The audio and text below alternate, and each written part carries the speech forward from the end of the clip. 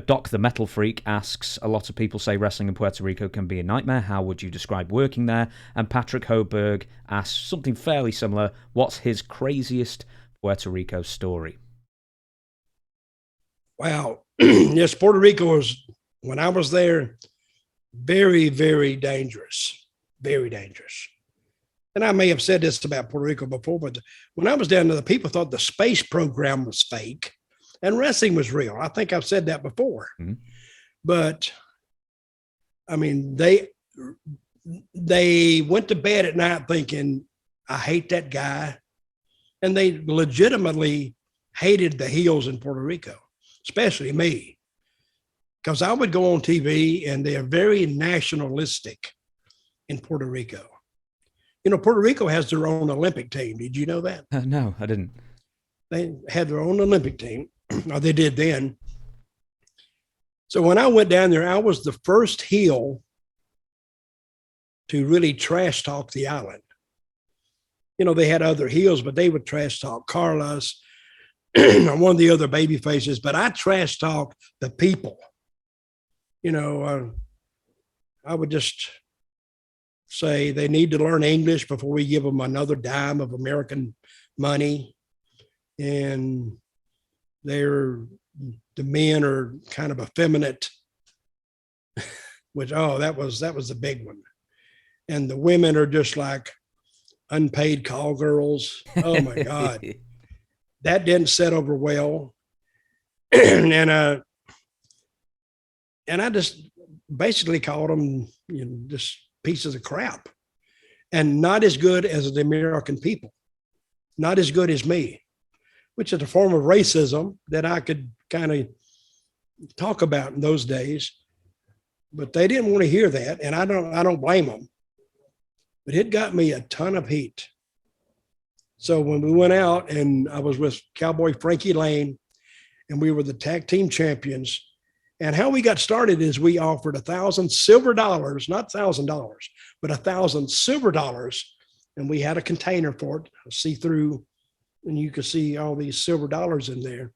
To any team, not any team that could beat us, but any team that we couldn't beat on TV.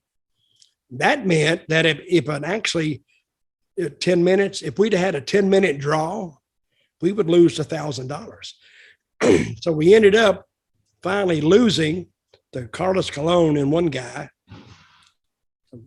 Victor, I can't remember his last name now. And we had a riot in the TV studio. In the TV studio, there's a video, it's gone now. This woman, she's about 80 years old, and she's trying to throw a chair into the ring and hit me. So, and then when you go to these stadiums, they would put their main event on fourth, which I thought was the stupidest thing I'd ever heard in my life. Why would you put your major act that night on early? So one time I talked to Carlos, and he said, well, it's to protect you. I said, how's that protecting me? He said, Puerto Ricans like to drink. So I think we need to put you out there before they get too drunk, because if that's on last, you never make it back to the dressing room. And then I thought, well, that's probably the smartest person I have ever met in my life. From being the dumbest to being the smartest. And later on, that was proven to me. We was in Roberto Clemente Coliseum, the big one. It seats about 19,000. It was sold out. We had a barbed wire match. So to put the barbed wire up takes time. So they put that on last.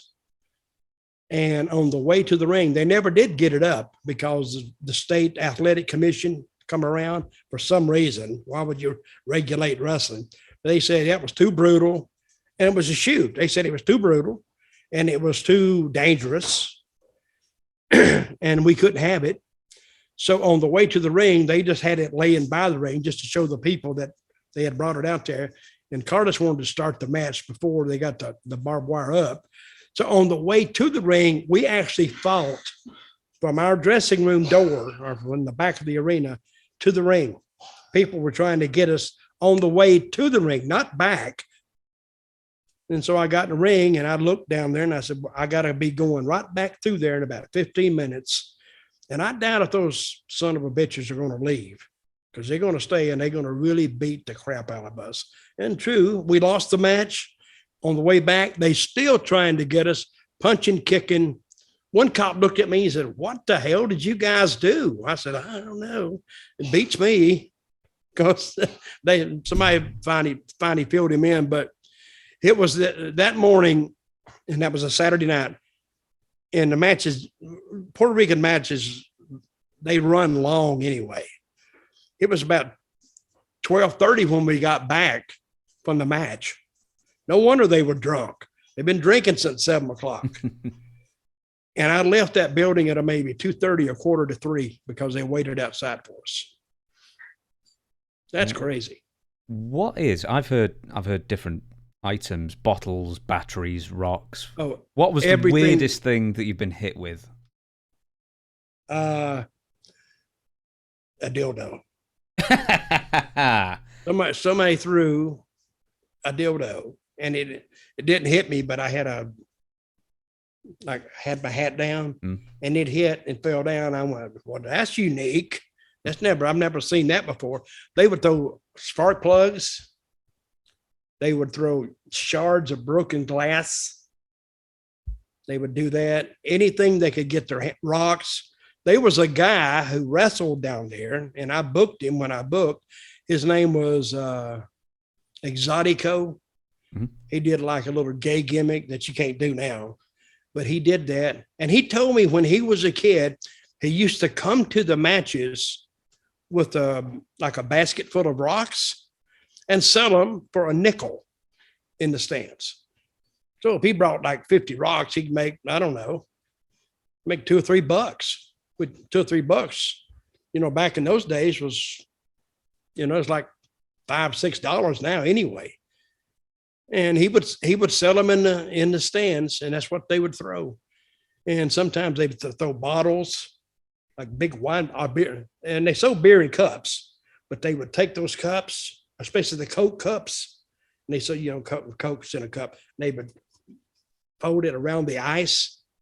Oh my God, that's like throwing a baseball. So one night I figured out I had this long poncho and I had this big black hat. And in the stadium, I only had to worry about one side because the other side was too far away. But they would stand up in those stands and it'd be like target practice. And they would beat the living crap out of me. So I dumped my poncho down and dumped my head down, and I could hear it hitting. And it's dropping off. That's when I said, thank God for ponchos. And I went and bought 2 more the next week.